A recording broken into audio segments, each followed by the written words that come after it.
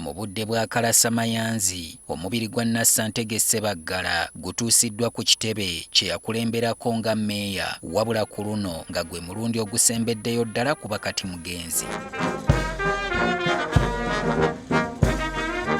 Omugenzi bamwolesezza olukiiko lwa KCCA we lwasazeewo okutuula okwogera n'okujjukira obulamu bwe. Luno lubadde terutumirwa mwana kubanga ne Lord Meeya w'ekibuga erya Lukwago olumba olumu balimbiriza lusibye ku mpagi ne yeetabamu. Wabaddewo okussa ebimuli ku jenaaza. Sipiika w'olukiiko Abeka Kawalya ayanjulidde abakiise ebikwata ku musajja abeebonanyizza awamu. Mentored and influenced many people to join active politics, including myself. National Unity Platform is already missing him because of his seniority, exposure and experience. Lord Meeya Erias Lukwago ategeezezza nti ye ng'omuntu wa bulijjo singa teyali Sebaggala kujjawo ndowooza nti obwa Meeya bw'abaana b'abaami osanga entebe teyandigituddemu. Mwana wa mwami was one of the qualifications for one to be here in the robes I'm donning right now.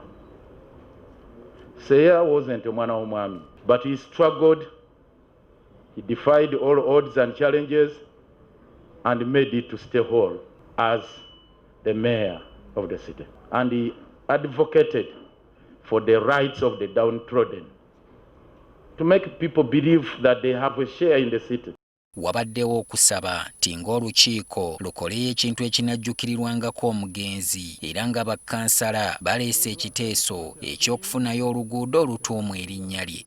That the road must be within the central business district. Akalulu kakubiddwa ku nguudo bbiri okubadde Kimathi ne Dustar era gye biggweeredde nga Dustar eridde kubanga luno lwe luguudo okulina akatale k'e Nakasero olugero lw'ettutumu lya Sebaggala we lutandikira. Kyokka eyaliko Meeya wa Kampala Christopher Iga tasanyukidde kyakugezaako kukyusa byafaayo bya kibuga mu ngeri etyo. Nembadde mbasaba, don't kill history. Emyaka gigenda kuyitayo 15 ng'abantu bamanyi kuyizi Sebaggala ate n'oluguudo nalwo balukyusa. Lwaki tetukolayo ekirala ng'ombu ekirowoozo kibadde kirungi omuntu agamba tuzimbe wano museum.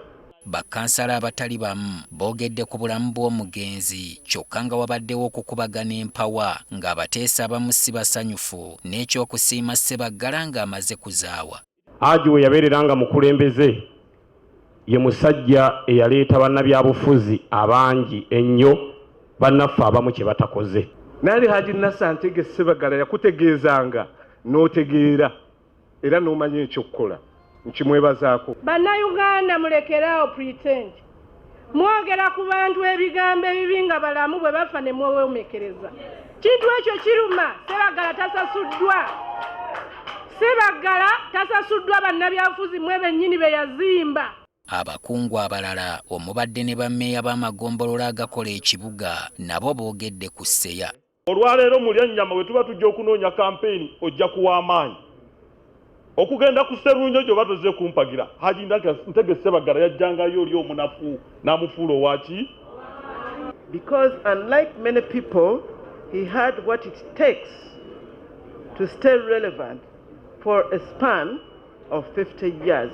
Oluvannyuma lw'olukiiko okuggalwa omugenzi bamulombedde Eddwa n'oluvannyuma omubiri gwe ne gufulumizibwa City Hall ng'ekirindiriddwa z'ennaku z'omwezi nnyo okumumalirako eringi mu ngeri ya kugenda butasiibula nga njala. Solomon Kaweesa, NTV ku ssaawa emu.